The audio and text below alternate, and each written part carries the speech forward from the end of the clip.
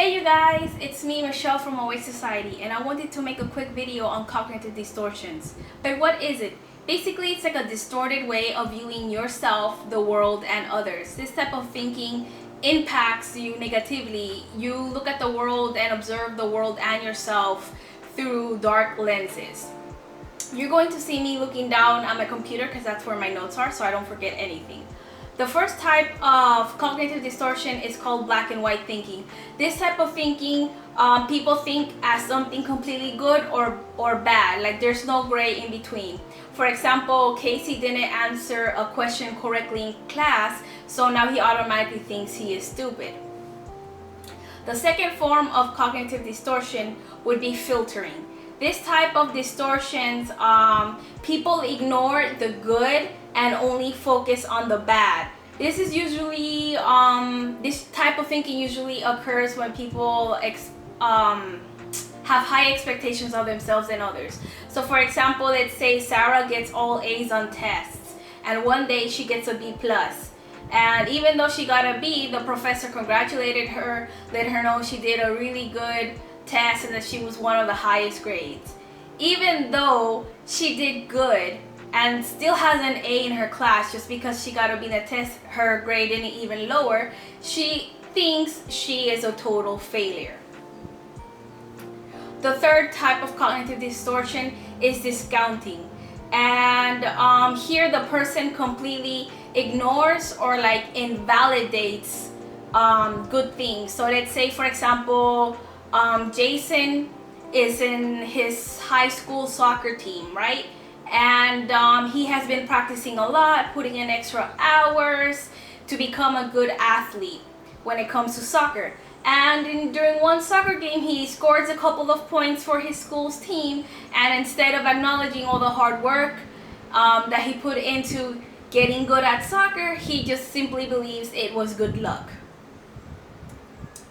Catastrophizing. Here people take things out of proportion, but in a negative way. So for example, let's say, I don't know, Charles wants to get into the school's volleyball team this year and he didn't make it into the team, so he automatically takes things out of this proportion. He believes his life is over, that he is the worst athlete in the world, that no other team is going to accept him.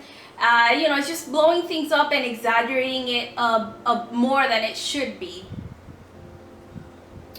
The fifth type of cognitive distortion would be judging. This type of distortions, people tend to criticize themselves or other people, typically with should have statements. So for example, let's say Stephanie has low self-esteem, and so she believes that she should be skinnier, that she should be smarter, that she should be prettier, that she should be this and should be that. And this type of judging also occurs when we view other people as well. The sixth type of cognitive distortion would be mind reading. And here people make assumptions about what they think other people are thinking about. So let's say, for example, Stacy is giving a presentation in front of her class, and obviously the students are staring at her because she's presenting, and she looks at the students in back of the class and she thinks that they're thinking that she is stupid and doesn't know what she's talking about. The seventh type of cognitive distortion would be forecasting. Here people predict bad things will happen. So let's say Carlos is taking a science test and he studied a lot and he's pretty sure he passed it with a high grade, and right when he turns the test into the professor, he automatically thinks he got an F, that he failed, and just, basically predict that he's not going to pass the test. The eighth way of cognitive distortion would be feelings or facts. And here people confuse their feelings with actual facts. So let's say Jason typically every weekend hangs out with his friends. And this particular weekend, all his friends were busy and couldn't hang out with him. Since he started to feel lonely because he was by himself, he confused that loneliness and believed that all his friends disliked him or hated him, which is the reason why they didn't hang out with him. okay? The ninth way of cognitive distortion would be self-blame.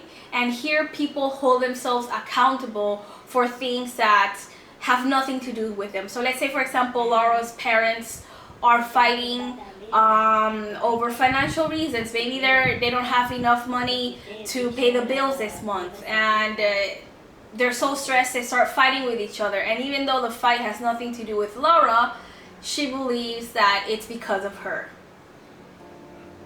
Now, there are ways of challenging cognitive distortions, and you have to ask yourself these questions.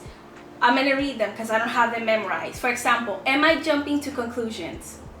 Am I assuming my view of things is the only possible one? What are the advantages and disadvantages of thinking this way? What evidence do I have to prove this thought to be true? Are there any positives in the situation that I'm ignoring? What happened the last time I thought about this? Are there things that are contradicting my thoughts that I am deciding to ignore? Would everybody in my same situation think this way? What other explanations do I have to explain this situation? What's the best that can happen? Will it matter in 5 years?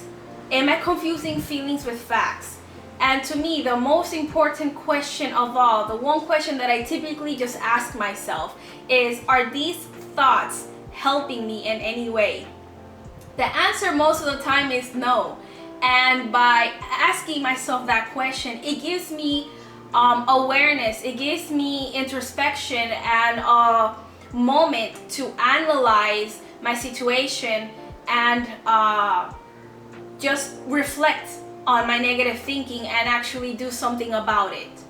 So I hope this small presentation about cognitive distortions can help you understand your thinking style. Don't feel guilty if you have one or even more of these, because there was one moment in my life that I had all of these that I would think about every day.